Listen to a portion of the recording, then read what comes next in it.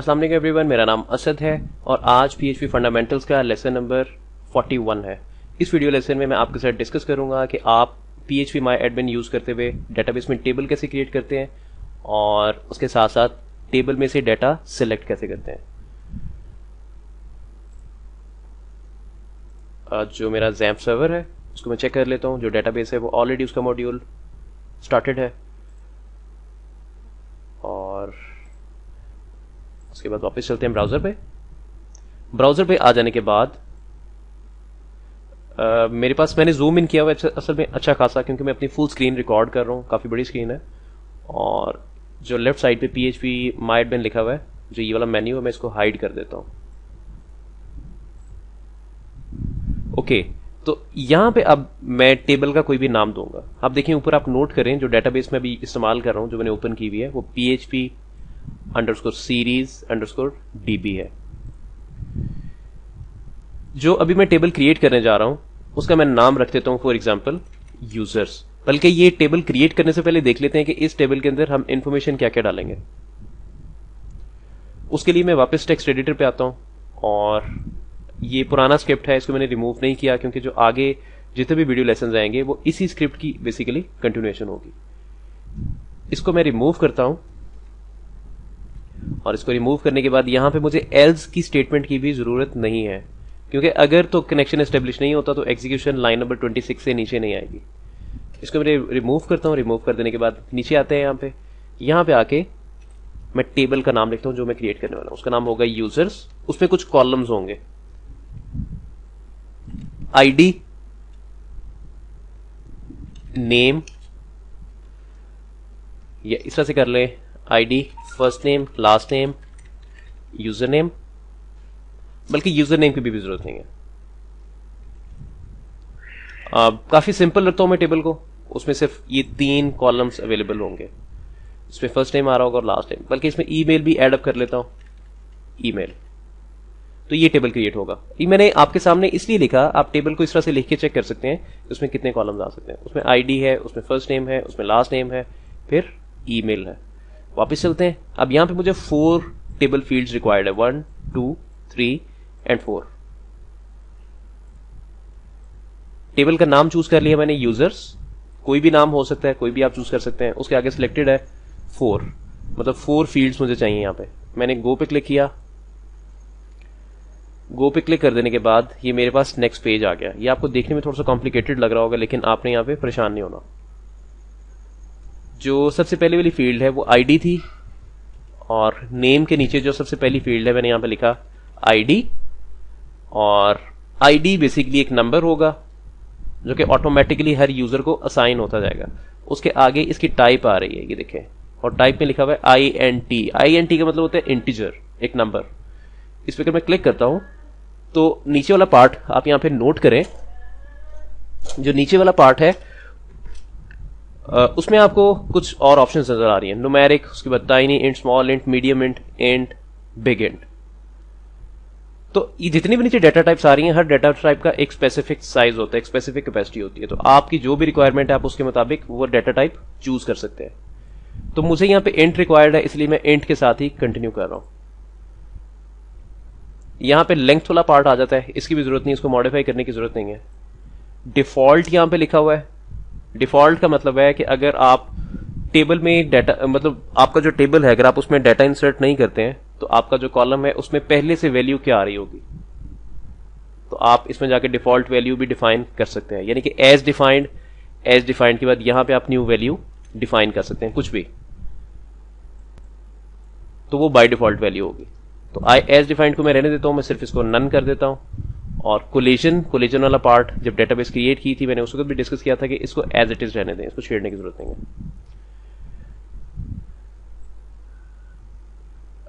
मैंने जैसे ही स्क्रॉल किया राइट साइड पे तो मेरे पास कुछ और ऑप्शंस आ गई, एट्रीब्यूट्स, उसके बाद नल, उसके बाद इंडेक्स, उसके बाद A_I। जो A_I वाला पार्ट है ये काफी ज्यादा इंपॉर्टेंट है, ये भी इंपॉर्टेंट है। इंडेक्स वाला पार्ट भी काफी इंपॉर्टेंट है। इंडेक्स वाला जो पार्ट है इसमें आप यहां पे क्लिक करेंगे और क्लिक कर देने के बाद ये प्राइमरी पे क्लिक कर देंगे। प्राइमरी है, यूनिक है, इंडेक्स है, फुल टेक्स्ट है। अभी मैं इन चीजों को एक्सप्लेन नहीं कर रहा, जस्ट अभी आपने प्राइमरी को सिलेक्ट करना है। प्राइमरी आपने सिलेक्ट कर दिया, उसके बाद A_I, जो A_I है ये स्टैंड करता है ऑटो इंक्रीमेंट। इसको मैं चेक कर देता हूं, इसको मैंने टिक कर दिया। ऑटो इंक्रीमेंट क्या होगा, जैसे जैसे मैं इसमें डाटा इंसर्ट करता जाऊंगा तो हर यूजर को एक न्यू आईडी असाइन होती जाएगी। जैसे फॉर एग्जांपल पहला यूजर है उसको आईडी नंबर 1 असाइन होगी, सेकंड को 2, थर्ड को 3, फोर्थ को 4, तो वो इंक्रीमेंट खुद से होता जाएगा। इसलिए मैंने यहां पे A_I के नीचे इस स्पेसिफिक कॉलम को, टेबल फील्ड को चेक कर दिया। जो नेक्स्ट कॉलम है उसका नाम था F नेम। तो नेम की जब भी बात करते हैं, नेम में बेसिकली स्ट्रिंग आ रही होती है। तो स्ट्रिंग के लिए जो आप इस्तेमाल करेंगे, जो डेटा टाइप है वो varchar है, और इसकी यहां पे मुझे लेंथ भी डिफाइन करना पड़ेगी। यानी कि फॉर एग्जांपल मैं एज्यूम कर लेता हूं कि मेरे पास जितने भी फर्स्ट नेम आएंगे उनकी जो मैक्सिमम लेंथ होगी वो 20 कैरेक्टर्स तक आएगी, उससे ज्यादा नहीं आएगी। काफी इंपॉर्टेंट चीज है। अगर फॉर एग्जांपल मैं यहां पे 5 लिख देता हूं और अगर मेरे फर्स्ट नेम की लेंथ ज्यादा आ जाती है, यानी कि उसमें 10 कैरेक्टर्स आ जाते हैं, तो जो 5 कैरेक्टर हैं वो तो वैसे ही ट्रंकेट हो जाएंगे, यानी कि मेरा डाटा लॉस हो जाएगा। तो ये वाला पार्ट आपने काफी ध्यान से सिलेक्ट करना है। तो मैं इसको वैल्यू दे देता हूं फॉर एग्जाम्पल 20। मतलब मैंने एज्यूम कर लिया जो मेरा फर्स्ट नेम है इसमें जितना भी डाटा आएगा डिफरेंट यूजर्स के नाम आएंगे, और जो फर्स्ट नेम है उसकी जो एट मैक्स लेंथ आ सकती है वो 20 आ सकती है, 20 से ज्यादा नहीं आ सकती। एल नेम जो कि लास्ट नेम है उसकी भी डाटा टाइप varchar होगी, क्योंकि उसकी डाटा टाइप स्ट्रिंग है। यानी कि जब भी स्ट्रिंग डाटा टाइप पीछे से आ रही होगी आप उसको डाटाबेस में स्टोर करना चाहेंगे, और उसकी लेंथ तकरीबन 20 कैरेक्टर्स, यानी कि नंबर ऑफ कैरेक्टर्स की आप बात कर रहे हैं, आप कैरेक्टर्स काउंट करके बता रहे हैं कि मैक्सिमम इतने कैरेक्टर्स हो सकते हैं, तो आप varchar इस्तेमाल करेंगे। लेकिन अगर आपके पास बहुत बड़ा टेक्स्ट आ रहा है, यानी किसी पैराग्राफ की शक्ल में आ रहा है या कोई लंबा चौड़ा आर्टिकल आ रहा है, तो उसके लिए फर्दर डाटा टाइप्स अवेलेबल है। इसको अगर आप ओपन करते हैं, इस पर मैं क्लिक करता हूं तो ये देखें नीचे फर्दर डाटा टाइप्स आपको नजर आ रही हैं। स्ट्रिंग है, उसके बाद स्ट्रिंग में देखें 4 है, उसके बाद varchar है, फिर टाइनी टेक्स्ट है, मीडियम टेक्स्ट है, बहुत सारी इस तरह की डाटा टाइप्स है। ओके, तो इसकी भी डाटा टाइप मैंने varchar सेलेक्ट कर ली। इसकी जो लेंथ है वो 20 कर दी। 20 कर देने के बाद अब जो सबसे आखिरी मेरे पास टेबल फील्ड बची है उसमें ईमेल आएगा बेसिकली। तो ईमेल भी एक स्ट्रिंग होती है, मैं यहां पे लिख देता हूं varchar, और मैं इसकी भी लेंथ 20 बल्कि 20 से ज्यादा कर देता हूं, लेट्स सपोज 50 कर देता हूं। तो यहां पे टेबल की क्रिएशन में जो मैंने अपना काम करना था वो काम कंप्लीट कर दिया। अब मैं स्क्रॉल डाउन करता हूं, मेरे पास सेव के नाम से बटन आ रहा है, मैंने इस बटन पे क्लिक किया और मेरे पास टेबल क्रिएट हो गया। टेबल क्रिएट हो जाने के बाद अब वो मुझे इस तरह से नजर आ रहा है। ये टेबल का नाम यूजर्स है, और इसका अगर मैं स्ट्रक्चर देखना चाहता हूं तो मैं जस्ट यहां पे स्ट्रक्चर पे क्लिक कर दूंगा। अब इसको अंडरस्टैंड कैसे किया जा सकता है, ऊपर आप देखें हायरार्की php_series_db, और उसके अंदर एक टेबल आ रहा है जिसका नाम यूजर्स है, और वो टेबल आपको नीचे नजर आ रहा है यहां पे। इस पर अगर मैं क्लिक करता हूं तो देखें टेबल इज एम्प्टी, मतलब करंटली टेबल जो है वो एम्प्टी है। ऊपर अगर आप इसको रीड करते हैं इस मैसेज को, ये मैसेजेस आपको रीड करना पड़ेंगे। यहां पे लिखा हुआ MySQL return an empty result. Empty result क्यों इसने रिटर्न किया, क्योंकि इसमें कोई डाटा एग्जिस्ट नहीं करता, और ये आगे क्वेरी का टाइम आ रहा है कि इस क्वेरी की एग्जीक्यूशन पे कितना टाइम लगा। और जो एक्चुअल क्वेरी यहां पे एग्जीक्यूट हुई थी वो ये हुई थी सेलेक्ट, जिसको भी हम लोग इस्तेमाल करने वाले हैं। ओके, तो मैं चाहता हूं कि इसमें मैं कुछ डमी डाटा इंसर्ट कर दूं ताकि जो हम लोग डाटा सिलेक्ट करें वो डाटा सिलेक्ट हो सके। यानी कि पहले से ही टेबल में कुछ डाटा होना चाहिए सिलेक्ट करने के लिए। ऊपर जो नेविगेशन टैब्स नजर आ रहे हैं मुझे, सर्च है, सर्च के साथ राइट साइड पे इंसर्ट लिखा हुआ है, मैंने इस पर क्लिक किया। यहां पे एक चीज नोट करें, मैं डायरेक्टली डाटा इंसर्ट कर रहा हूं PHP MyAdmin इस्तेमाल करते हुए। मैं PHP के थ्रू नहीं कर रहा, मैं PHP के थ्रू भी करूंगा, लेकिन अभी के लिए मैं इसमें कुछ डमी डाटा इंसर्ट कर रहा हूं ताकि जो सिलेक्ट वाली स्टेटमेंट है हम उसको इस्तेमाल कर सकें। अब यहां पे जो आईडी वाला कॉलम है इसको मैं खाली छोड़ रहा हूं, इसके आगे मैं कोई भी वैल्यू नहीं लिख रहा। उसकी वजह यह है, आपको याद होगा मैंने A_I सिलेक्ट किया था, जिसका मतलब होता है ऑटो इंक्रीमेंट, तो ऑटोमेटिकली इसको कोई ना कोई आईडी असाइन हो जाएगा। जो नेक्स्ट फील्ड है इसके आगे मैं यहां पे वैल्यू लिखता हूं। फॉर एग्जांपल मैंने यहां पे लिखा असद उल्ला, और जो लास्ट नेम है CHAUDHRY चौधरी, ये मेरा फुल नेम आ गया। और नीचे ईमेल एड्रेस लिख देता हूं ASSADULLAHCHA, जो भी ईमेल एड्रेस बना @example gmail.com। मैंने जैसे ही गो पे क्लिक किया तो ये क्वेरी बेसिकली एग्जीक्यूट हुई थी। क्वेरीज काफी ज्यादा इंपॉर्टेंट है, लेकिन अभी इन पे काम नहीं किया। जब आप काम कर लेंगे तो फिर आपको खुद से समझ आएगी कि ये कितनी इंपॉर्टेंस रखती हैं। मतलब जैसे ही आप कोई ऑपरेशन परफॉर्म करते हैं उसकी क्वेरी भी साथ ही जनरेट हो जाती है। अब एक कुछ यूजर्स यहां पे और एडअप कर लेते हैं। थोड़ा सा मैं क्विक हो जाता हूं क्योंकि पहले मैं चीजें एक्सप्लेन कर रहा था। John Smith john@gmail.com। एक और रिकॉर्ड इसमें इंसर्ट कर लेते हैं।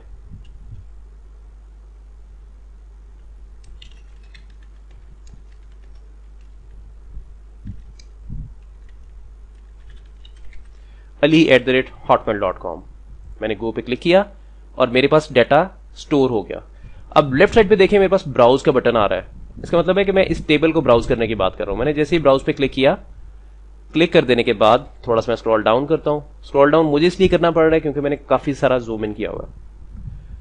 तो यहां पे देखिए जो फर्स्ट आईडी मिली फर्स्ट यूजर को, उसका जो फर्स्ट नेम था वो असदुल्ला था और जो लास्ट नेम था वो चौधरी था और उसके आगे ईमेल एड्रेस पे आ गया। उसको आईडी मिली 1, नेक्स्ट को खुद ब खुद 2 मिल गई और थर्ड को खुद ब खुद 3 मिल गई। उसका नाम मोहम्मद अली था और उसका ईमेल एड्रेस ये था। अब वापस चलते हैं टेक्स्ट एडिटर पे और वहां जाके सिलेक्ट स्टेटमेंट लिखते हैं, यानी कि इसमें से जो डाटा है उसको सिलेक्ट करते हैं।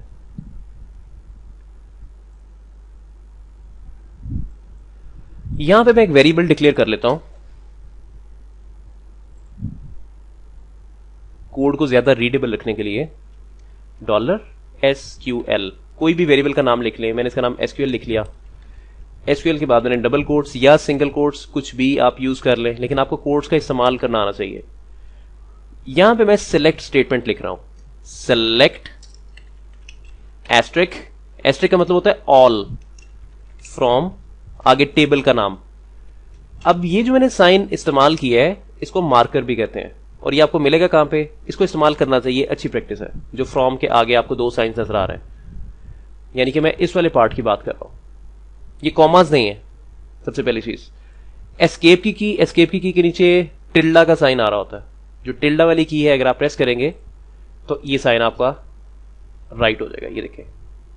और अगर मैं शिफ्ट के साथ टिल्डा वाली की प्रेस करता हूं तो फिर एक्चुअल टिल्डा आ जाएगा। ठीक है, तो हमें यहां पे टिल्डा की तो जरूरत नहीं है, लेकिन टिल्डा वाली अगर आप की प्रेस करेंगे तो उसकी जो डिफॉल्ट वैल्यू आ रही है वो ये है, यहां पे राइट हो गई। इसके अंदर यूजर नेम आ जाएगा, सॉरी यूजर नेम नहीं, टेबल का नाम, यूजर्स, ये टेबल नेम है सर में। इस क्वेरी का मतलब है selecting everything from users table. Users के टेबल में जो कुछ भी था मैं सब कुछ सिलेक्ट कर रहा हूं। एस्ट्रिक का मतलब होता है एवरीथिंग। जो नेक्स्ट लाइन है यहां पे आके अब मैं क्वेरी को एग्जीक्यूट करवा रहा हूं।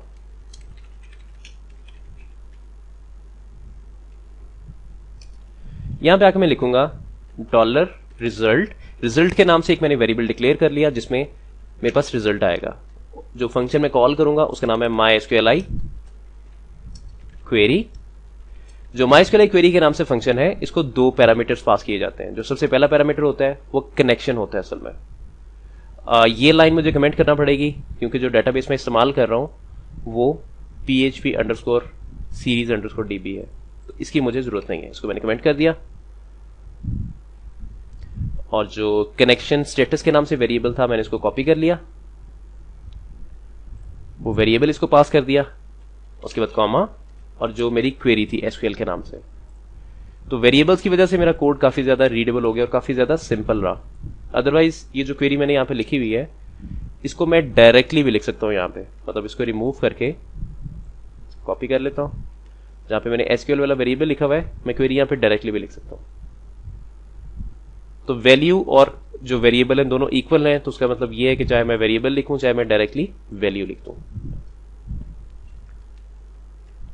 ओके, यहां पे एसक्यूएल आ गया। एसक्यूएल आ जाने के बाद जब ये क्वेरी एग्जीक्यूट होगी तो मुझे कोई रिजल्ट मिलेगा।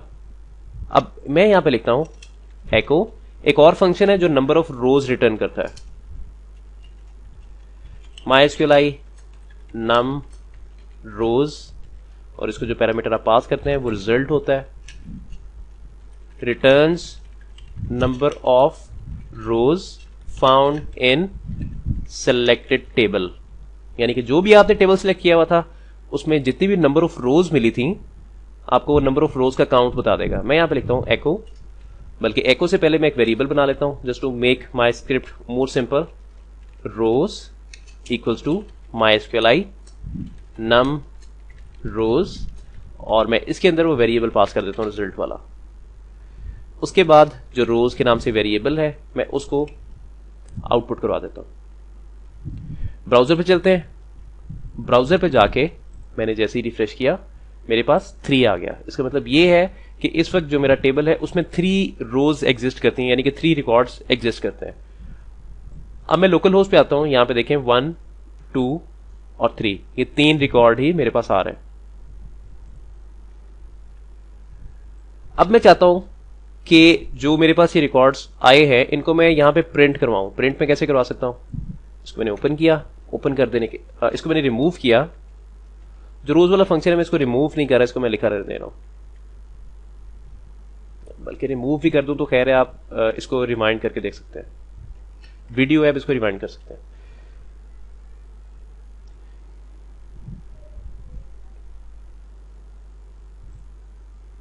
अब यहां पे जो मेरे पास रिजल्ट आ चुका है ये एक ऑब्जेक्ट की शक्ल में आया है। इस ऑब्जेक्ट में से मैंने डाटा एक्सट्रैक्ट करना है। उसको एक्सट्रैक्ट कैसे किया जाएगा? उसके लिए 2 तरह के फंक्शंस हैं जो कि आप इस्तेमाल कर सकते हैं। जो एक फंक्शन है वो है MySQLi fetch array के नाम से। जो सेकंड फंक्शन है वो MySQLi fetch assoc के नाम से है। और भी फंक्शंस हैं लेकिन नॉर्मली इन फंक्शंस का इस्तेमाल किया जाता है। जो बाकी के फंक्शंस हैं आप वो भी इस्तेमाल कर सकते हैं। इसको भी रिजल्ट पास करते हैं, मतलब रिजल्ट वाला वेरिएबल, इसको भी रिजल्ट वाला वेरिएबल पास करते हैं। और ये फंक्शन क्या करता है, जितनी दफा इसको कॉल करें ये एक नेक्स्ट रिकॉर्ड आपको रिटर्न करता है।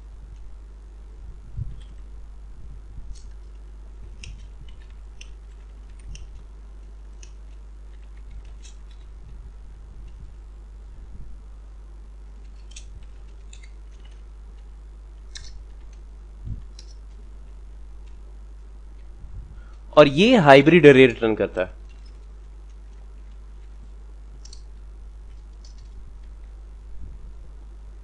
मैं लिख देता हूं यहां पे रोम असल में थोड़ा सा कम है, इस जगह लिख देता हूं।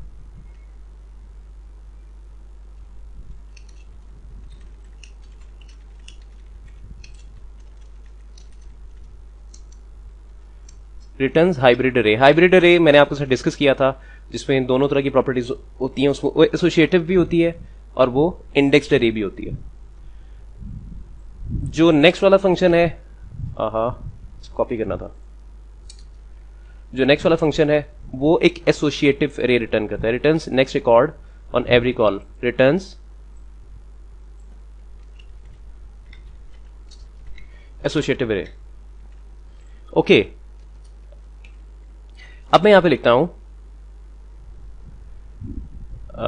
वो एग्जाम्पल मैं लिखता हूं record equals to MySQLi fetch array। Lesson को मैं थोड़ा सा डेप्थ में लेके जा रहा हूं ताकि आप इसको चेक कर सकें।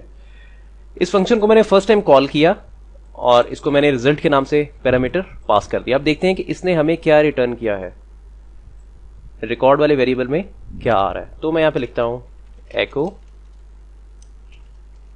प्री। यहां पे मैं प्रिंट आर वाला फंक्शन यूज करूंगा और उसको मैं प्रॉपर फॉर्मेट कर रहा हूं। उसकी वजह यह है कि मुझे एक एरे रिटर्न कर रहा है और मैं जस्ट डायरेक्टली एरे को एको आउट नहीं करवा सकता। अब मुझे नहीं पता उसमें कितने इंडेक्सेस आ रहा है। Print underscore r dollar result, उसके बाद एको और प्री।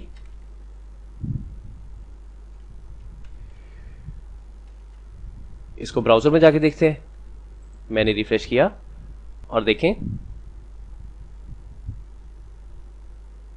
ये बेसिकली मेरे पास रिजल्ट ऑब्जेक्ट आ गया और इसमें करंट अंडरस्कोर फील्ड है और इसमें फील्ड काउंट है। फील्ड काउंट ये बेसिकली टेबल का फील्ड काउंट आ रहा है। उसके बाद लेंथ आ गई।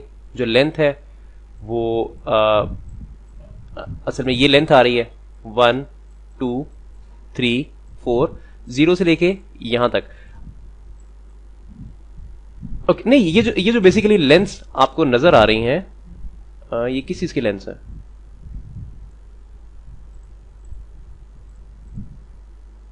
ये एक्चुअली मैं खुद आज फर्स्ट टाइम चेक कर रहा हूं। ये मैंने वेरिएबल कौन सा आउटपुट करवाया है, पहले वो देख लेते हैं। सॉरी, ये मैं रिजल्ट्स को बेसिकली जो रिजल्ट है मैं उसको आउटपुट करवा गया हूं। इसीलिए कंफ्यूजन आ गई थी मेरे पास, ये इन्फॉर्मेशन किस टाइप की आ रही है। तो एक चीज याद रखें, जैसे मैंने आपको कहा था, जो MySQLi क्वेरी वाला फंक्शन है एक ऑब्जेक्ट रिटर्न करता है। ये वो ऑब्जेक्ट है। अब उस ऑब्जेक्ट के अंदर से हम इंफॉर्मेशन निकाल रहे हैं। ये वो ऑब्जेक्ट है जिसके अंदर से हमने इंफॉर्मेशन निकालनी है। तो नम रोज, इसमें जो रोज मिली हैं वो 3 हैं। इस एरे की लेंथ आपको कुछ यहां पे नजर आ रही है, और ये किस चीज की एरे है, ये इसकी बात कर रहे हैं असल में। जो फील्ड काउंट है, ये काउंट की बात कर रहे हैं असल में। तो 4 फील्ड्स हैं, 1 2 3 4। ये 4 मेरे ख्याल से 4 फील्ड्स की बात कर रहा है। और अगर मैं रिकॉर्ड्स को प्रिंट करवाता हूं, यानी कि रिकॉर्ड जो है उसको प्रिंट करवाता हूं, तो मेरे पास रिकॉर्ड आ जाएगा। रिफ्रेश, ये देखें मेरे पास जो रिकॉर्ड आया, सबसे पहले 0th इंडेक्स, उस पर 1 पड़ा है। उसके नीचे देखें आईडी, और आईडी पे भी 1 पड़ा हुआ है। अगर आप यहां पे नोट करते हैं तो वैल्यूज रिपीट हो रही हैं। असदुल्ला, यहां पे भी असदुल्ला आ रहा है, यहां पे चौधरी आ रहा है, यहां पे भी चौधरी आ रहा है, यहां पे इंडेक्स नंबर आ रहा है, और नीचे इंडेक्स नेम आ रहा है। तो ये एक हाइब्रिड एरे मुझे रिटर्न हुई है। तो मोस्ट ऑफ द टाइम जो हम लोग डाटा इस्तेमाल करते हैं वो एसोसिएटिव एरे की शक्ल में इस्तेमाल कर रहे होते हैं। तो उस केस में फिर हमें जरूरत नहीं है कि ये इंडेक्स्ड एरे भी साथ रिटर्न हो, सिर्फ एसोसिएटिव इनफ है। अब जो ये फंक्शन है मैं इसको दोबारा कॉल करता हूं, मतलब यही कोड मैं कॉपी करके फिर से पेस्ट कर देता हूं। देखते हैं सेकंड कॉल पे क्या रिटर्न करता है ये। मैंने जैसे रिफ्रेश किया, अब देखें जब मैंने उसको सेकंड टाइम कॉल किया तो सेकंड टाइम कॉल करने पे उसने रिकॉर्ड नंबर 2 मुझे बताया। रिकॉर्ड नंबर 2 क्या था? जॉन स्मिथ, और ये जॉन से रिलेटेड इंफॉर्मेशन आ गई। यहां पे उसकी आईडी भी आ रही है जो कि आईडी नंबर 2 है। आप इसको लूप भी कर सकते हैं, आप इसको मैन्युअली भी चेक कर सकते हैं। यानी कि अगर आपके पास थोड़ा सा डाटा आ रहा है, 1 या 2 रिकॉर्ड्स आ रहे हैं, तो आप बेशक लूप ना करें। अगर लूप रिक्वायरमेंट है तो फिर लूप इस्तेमाल कर लें, आपकी मर्जी। तो जितनी दफा ये फंक्शन कॉल हो रहा है ये एक एरे रिटर्न कर रहा है। अब अगर इस लॉजिक को देखते हैं कि हर कॉल पे अगर ये एरे रिटर्न कर रहा है, तो हम यहां पे फॉर ईच लूप भी इस्तेमाल कर सकते हैं। मतलब मैं इसको यहां से रिमूव करता हूं, इसको मैं ट्रांसफॉर्म कर देता हूं फॉर ईच लूप में।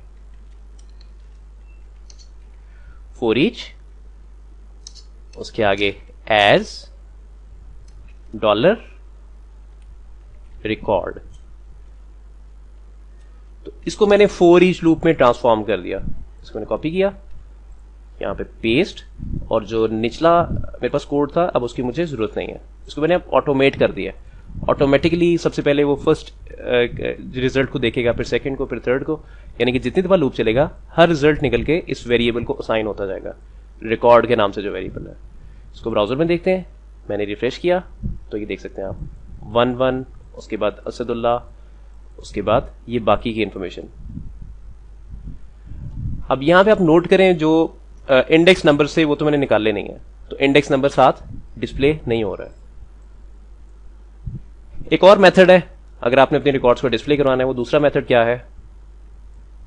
आप वाइल लूप यूज कर सकते हैं। इसको मैं बल्कि रिमूव नहीं करता, मैं नीचे आके लिखता हूं वाइल, और वाइल के अंदर आके एक रिकॉर्ड के नाम से वेरिएबल बन जाएगा, इक्वल्स टू ये जो फंक्शन है इसको मैं वाइल का जो कंडीशन वाला पार्ट है उसके अंदर ही कॉल कर रहा हूं। यानी कि हर कॉल पे ये फंक्शन कुछ रिटर्न करेगा, वो जो भी रिटर्न करेगा वो नीचे प्रिंट होता जाएगा।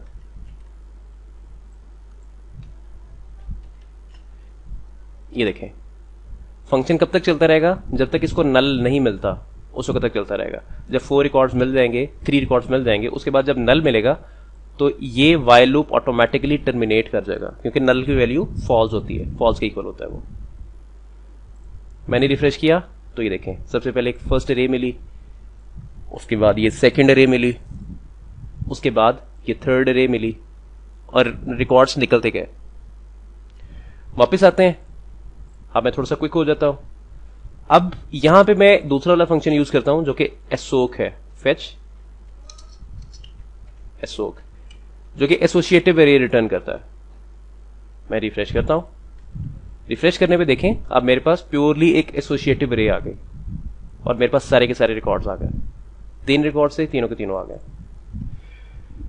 तो अभी तक जो मैंने काम किया, मैंने उसमें सारे के सारे रिकॉर्ड्स को सिलेक्ट किया। अब यहां पे आप अपनी मर्जी के मुताबिक भी रिकॉर्ड्स को सिलेक्ट कर सकते हैं। यानी फॉर एग्जांपल आप चाहते हैं कि सिर्फ और सिर्फ आपको यहां पे फर्स्ट नेम नजर आ रहा हो, आपने सिर्फ फर्स्ट नेम ही सिलेक्ट करना है, आप फर्स्ट नेम भी कर सकते हैं। सिंपल है।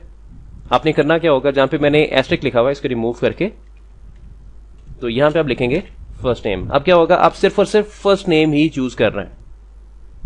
वापिस आते हैं, मैंने रिफ्रेश किया तो सिर्फ मैंने फर्स्ट नेम को ही चूज किया। ओके, अब यहां पे आप कोई कंडीशन लगाना चाहते हैं। आप चाहते हैं कि जो पीछे से डाटा आ रहा है आप रिकॉर्ड उसके साथ मैच करके निकालना चाहते हैं। अब यहां पे एज्यूम कर लेते हैं कि जो मेरे पास डाटा आ रहा है वो पीछे किसी फॉर्म से आ रहा है। फॉर एग्जांपल, बल्कि मैं छोटा सा एक फॉर्म बना ही लेता हूं, एक न्यू फाइल क्रिएट करता हूं और एक सबमिट के नाम से वैसे फाइल बनी हुई है, उसी को इस्तेमाल कर लेते हैं। ओपन फाइल, फाइल सामने आ गई, ओपन है वो। अब ये जितना भी कोड था इसको मैं रिमूव करता हूं, इसको मैं सबमिट वाली फाइल पे लिख देता हूं और यहां पे मैं HTML जनरेट करवा लेता हूं। छोटा सा फॉर्म बना लेते हैं क्विकली, फॉर्म, और फॉर्म कोई मेथड होगा इसका, ऑब्वियसली मेथड पोस्ट एक्शन, जिस URL पे इस फॉर्म ने सबमिट होना है वो submit.php है। उसके बाद एक इनपुट फील्ड आ जाएगी और इसकी टाइप टेक्स्ट होगी, नेम, उसके आगे फर्स्ट नेम, प्लेस होल्डर भी लगा देता हूं, प्लेस होल्डर यूज कर लेता हूं, फर्स्ट नेम, बटन, बटन की जो टाइप है वो सबमिट होगी, इसका क्लोजिंग टैग आ गया और यहां पे आ जाएगा सेंड। ये क्विकली मैंने एक छोटा सा फॉर्म बना लिया। ये फॉर्म बना लेने के बाद अब इसकी वैल्यू मैं यहां पे गेट कर रहा हूं। अब मैं फॉर्म से एक वैल्यू भेज रहा हूं जिसकी बेस पे मेरा रिजल्ट निकल के मेरे सामने आएगा। अब जो फॉर्म से वैल्यू आ रही थी मैं यहां पे लिखता हूं dollar first name equals to dollar underscore post और इसके अंदर आ जाएगा फर्स्ट नेम। यहां पे अगर आपको कंफ्यूजन है तो आप मेरा वीडियो लेसन देखें जिसमें मैंने पोस्ट और गेट को डिस्कस किया है। फर्स्ट नेम में मेरी वैल्यू आ गई। अब यहां पे मैं इससे रिलेटेड क्वेरी लिखूंगा। अब फॉर एग्जांपल मैं इस क्वेरी को कॉपी कर लेता हूं। कॉपी कर लेने के बाद मैं कहता हूं कि सब कुछ निकल आए, यहां पे आ जाएगा एस्टेरिक, लेकिन किसी बेस पे, मतलब किसी स्पेसिफिक फर्स्ट नेम की बेस पे, और मैं यहां पे लिखता हूं वेयर। अब मैं वेयर क्लॉज यहां पे यूज कर रहा हूं, मैं कंडीशन लगा रहा हूं एक किस्म की, जहां पे first name is equals to जो भी फर्स्ट नेम मैं भेज रहा हूं।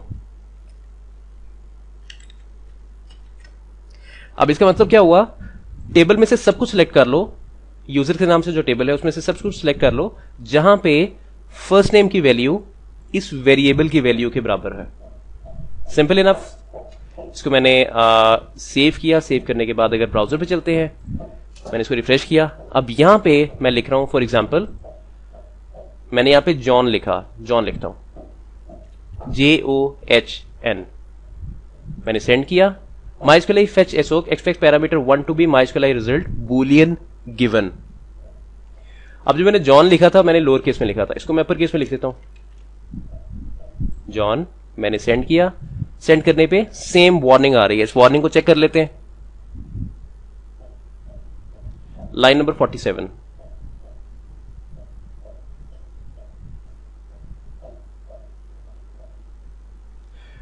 यहां पे मैं एक मिस्टेक कर गया हूं। असल में ये एफ नेम में जो मेरे पास वैल्यू आ रही है वो एक स्ट्रिंग है असल में। तो स्ट्रिंग जब भी आप मैच कर रहे होते हैं आपको सिंगल कोट्स लगाने पड़ते हैं। आपको इनक्लोज करना पड़ता है उस स्ट्रिंग को सिंगल कोट्स में। उसको सिंगल कोट्स में मैंने इनक्लोज कर लिया। इनक्लोज कर देने के बाद अब नीचे क्वेरी एग्जीक्यूट हो रही है। ये देखें, जॉन को मैंने सर्च किया और जॉन निकल के आ गया। वापस आते हैं। अब जॉन की जगह पे अगर मैं कुछ और लिखता हूं, फॉर एग्जाम्पल मैं लिखता हूं असद, तो असद के नाम से तो कुछ भी एग्जिस्ट नहीं करता, असदुल्लाह के नाम से करता है। तो देखें कोई भी रिकॉर्ड मुझे नजर नहीं आया। तो अगर मैं इसकी जगह पे लिखता हूं असदुल्लाह, अगर मैं सेंड पे क्लिक करता हूं तो देखें असदुल्लाह निकल के आ गया।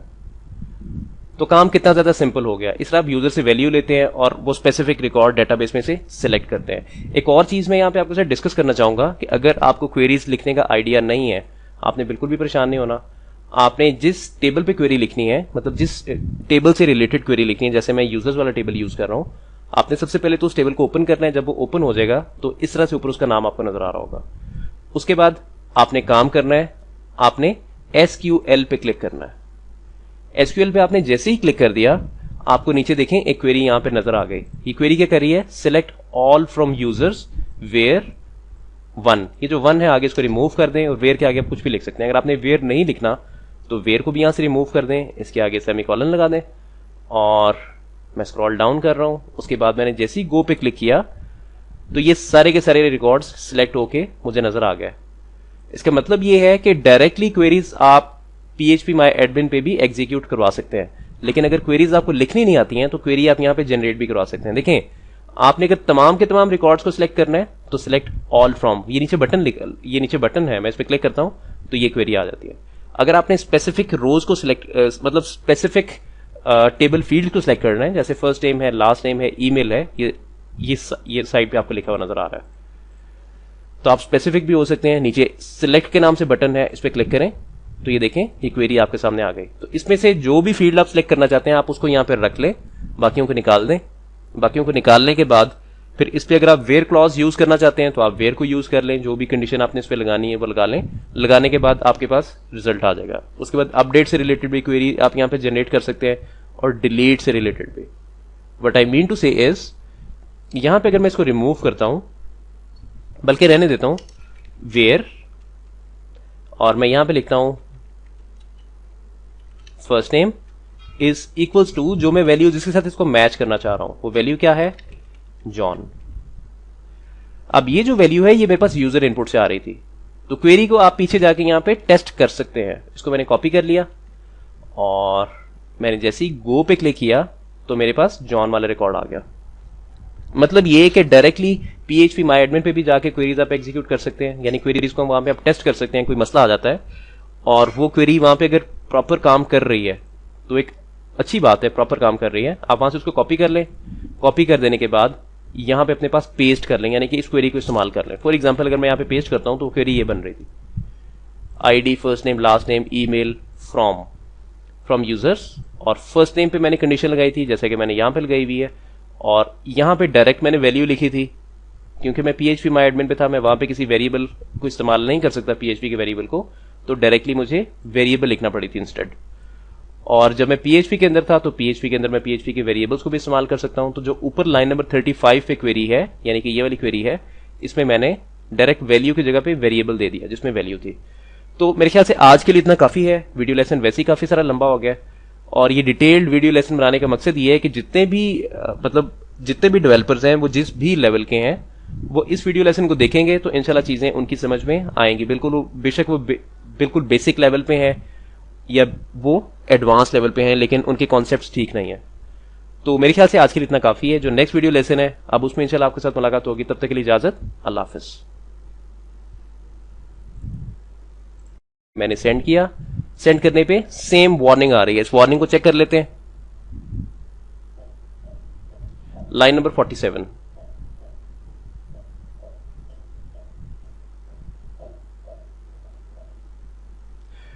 यहां पे मैं एक मिस्टेक कर गया हूं। असल में ये एफ नेम में जो मेरे पास वैल्यू आ रही है वो एक स्ट्रिंग है असल में।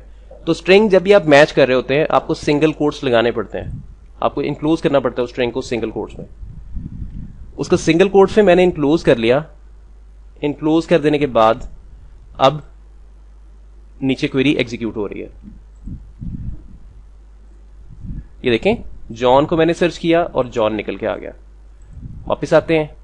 अब जॉन की जगह पे अगर मैं कुछ और लिखता हूं, फॉर एग्जाम्पल मैं लिखता हूं असद, तो असद के नाम से तो कुछ भी एग्जिस्ट नहीं करता, असदुल्लाह के नाम से करता है। तो देखें कोई भी रिकॉर्ड मुझे नजर नहीं आया। तो अगर मैं इसकी जगह पे लिखता हूं असदुल्लाह, अगर मैं सेंड पे क्लिक करता हूं तो देखें असदुल्लाह निकल के आ गया। तो काम कितना ज्यादा सिंपल हो गया। इस तरह आप यूजर से वैल्यू लेते हैं और वो स्पेसिफिक रिकॉर्ड डेटाबेस में से सिलेक्ट करते हैं। एक और चीज मैं यहां पे आपके साथ डिस्कस करना चाहूंगा कि अगर आपको क्वेरीज लिखने का आइडिया नहीं है, आपने बिल्कुल भी परेशान नहीं होना। आपने जिस टेबल पे क्वेरी लिखनी है, मतलब जिस टेबल से रिलेटेड क्वेरी लिखनी है, जैसे मैं यूजर्स वाला टेबल यूज कर रहा हूं, आपने सबसे पहले तो उस टेबल को ओपन करना है। जब वो ओपन हो जाएगा तो इस तरह से ऊपर उसका नाम आपको नजर आ रहा होगा। उसके बाद आपने काम करना है, आपने SQL पे क्लिक करना है। SQL पे आपने जैसे ही क्लिक कर दिया, आपको नीचे देखें एक क्वेरी यहां पे नजर आ गई। ये क्वेरी क्या कर रही है? Select all from users where 1। ये जो 1 है आगे इसको रिमूव कर दें और वेयर के आगे आप कुछ भी लिख सकते हैं। अगर आपने वेयर नहीं लिखना तो वेयर को भी यहां से रिमूव कर दें, इसके आगे सेमीकोलन लगा दें। और मैं स्क्रॉल डाउन कर रहा हूं। उसके बाद मैंने जैसे ही गो पे क्लिक किया तो ये सारे के सारे रिकॉर्ड्स सिलेक्ट होके मुझे नजर आ गए। इसका मतलब ये है कि डायरेक्टली क्वेरीज आप PHP माई एडमिन पे भी एग्जीक्यूट करवा सकते हैं। लेकिन अगर क्वेरीज आपको लिखनी नहीं आती हैं तो क्वेरी आप यहां पे जनरेट भी करवा सकते हैं। देखें, आपने अगर तमाम के तमाम रिकॉर्ड्स को सिलेक्ट करना है तो सिलेक्ट ऑल फ्रॉम, ये नीचे बटन है, मैं इस पर क्लिक करता हूं तो ये क्वेरी आ जाती है। अगर आपने स्पेसिफिक रोज को सिलेक्ट मतलब स्पेसिफिक टेबल फील्ड को सिलेक्ट करना है, जैसे फर्स्ट नेम है, लास्ट नेम है, ईमेल है, ये साइड पे आपको लिखा हुआ नजर आ रहा है, तो आप स्पेसिफिक भी हो सकते हैं। नीचे सिलेक्ट के नाम से बटन है, इस पर क्लिक करें तो ये देखें ये क्वेरी आपके सामने आ गई। तो इसमें से जो भी फील्ड आप सिलेक्ट करना चाहते हैं आप उसको यहां पर रख लें, बाकियों को निकाल दें। बाकियों को निकालने के बाद फिर इस पे अगर आप वेयर क्लॉज यूज करना चाहते हैं तो आप वेयर को यूज कर लें, जो भी कंडीशन आपने इस पे लगानी है वो लगा लें। लगाने के बाद आपके पास रिजल्ट आ जाएगा। उसके बाद अपडेट से रिलेटेड भी क्वेरी आप यहां पे जनरेट कर सकते हैं और डिलीट से रिलेटेड भी। व्हाट आई मीन टू से इज, यहां पे अगर मैं इसको रिमूव करता हूं, बल्कि रहने देता हूं वेयर, और मैं यहां पे लिखता हूं first name is equals to, जो मैं वैल्यू जिसके साथ इसको मैच करना चाह रहा हूं वो वैल्यू क्या है? जॉन। अब ये जो वैल्यू है ये मेरे पास यूजर इनपुट से आ रही थी, तो क्वेरी को आप पीछे जाके यहां पे टेस्ट कर सकते हैं। इसको मैंने कॉपी कर लिया और मैंने जैसे ही गो पे क्लिक किया तो मेरे पास जॉन वाला रिकॉर्ड आ गया। मतलब ये कि डायरेक्टली PHP माई एडमिन पे भी जाके क्वेरीज आप एग्जीक्यूट कर सकते हैं, यानी क्वेरीज को वहां पे आप टेस्ट कर सकते हैं। कोई मसला आ जाता है और वो क्वेरी वहां पे अगर प्रॉपर काम कर रही है तो एक अच्छी बात है, प्रॉपर काम कर रही है, आप वहां से उसको कॉपी कर लें। कॉपी कर देने के बाद यहां पे अपने पास पेस्ट कर लें, यानी कि इस क्वेरी को इस्तेमाल कर लें। फॉर एग्जांपल अगर मैं यहां पे पेस्ट करता हूं तो क्वेरी ये बन रही थी, ID first name last name email from users, और फर्स्ट नेम पे मैंने कंडीशन लगाई थी जैसे कि मैंने यहां पे लगाई हुई है, और यहां पे डायरेक्ट मैंने वैल्यू लिखी थी। क्योंकि मैं PHP माई एडमिन पे था, मैं वहां पे किसी वेरिएबल को इस्तेमाल नहीं कर सकता PHP के वेरिएबल को, तो डायरेक्टली मुझे वेरिएबल लिखना पड़ी थी इंस्टेड। और जब मैं PHP के अंदर था तो PHP के अंदर मैं PHP के वेरिएबल्स को भी इस्तेमाल कर सकता हूं। तो जो ऊपर लाइन नंबर 35 पे क्वेरी है, यानी कि ये वाली क्वेरी है, इसमें मैंने डायरेक्ट वैल्यू की जगह पे वेरिएबल दे दिया जिसमें वैल्यू थी। तो मेरे ख्याल से आज के लिए इतना काफी है। वीडियो लेसन वैसे ही काफी सारा लंबा हो गया, और ये डिटेल्ड वीडियो लेसन बनाने का मकसद ये है कि जितने भी डेवलपर्स हैं वो जिस भी लेवल के हैं वो इस वीडियो लेसन को देखेंगे तो इंशाल्लाह चीजें उनकी समझ में आएंगी। बेशक वो बिल्कुल बेसिक लेवल पे हैं या वो एडवांस लेवल पे हैं, लेकिन उनके कॉन्सेप्ट्स ठीक नहीं है। तो मेरे ख्याल से आज के लिए इतना काफी है। जो नेक्स्ट वीडियो लेसन है अब उसमें इंशाल्लाह आपके साथ मुलाकात होगी। तब तक के लिए इजाजत, अल्लाह हाफिज। आज के लिए इतना काफी है। वीडियो लेसन वैसे ही काफी सारा लंबा हो गया, और ये डिटेल्ड वीडियो लेसन बनाने का मकसद ये है कि जितने भी डेवलपर्स हैं वो जिस भी लेवल के हैं वो इस वीडियो लेसन को देखेंगे तो इंशाल्लाह चीजें उनकी समझ में आएंगी। बेशक वो बिल्कुल बेसिक लेवल पे हैं या वो एडवांस लेवल पे हैं, लेकिन उनके कॉन्सेप्ट्स ठीक नहीं है। तो मेरे ख्याल से आज के लिए इतना काफी है। जो नेक्स्ट वीडियो लेसन है अब उसमें इंशाल्लाह आपके साथ मुलाकात होगी। तब तक के लिए इजाजत, अल्लाह हाफिज।